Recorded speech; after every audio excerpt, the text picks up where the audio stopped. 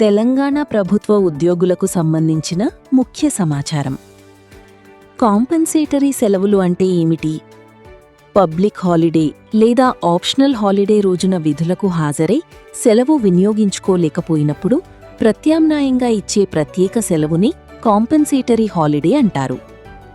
Public holiday రోజున పనిచేసినా, ముందుగా మంజూరైన ఆప్షనల్ హాలిడే రోజున విధులకు హాజరైనా లేదా షిఫ్ట్ డ్యూటీ నిర్వహించినా ఈ సెలవులకు అర్హత ఉంటుంది.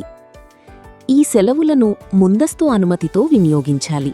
CL, OH, PHలతో కలిపి కూడా ఉపయోగించుకోవచ్చు. ఒక క్యాలెండర్ సంవత్సరంలో గరిష్టంగా 10 కాంపెన్సేటరీ సెలవులు మాత్రమే అనుమతి ఉంటుంది.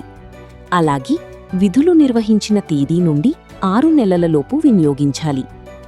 మరొక ముఖ్య విషయం, ఈ సెలవులను అన్ని విధాలా డ్యూటీగా పరిగణిస్తారు.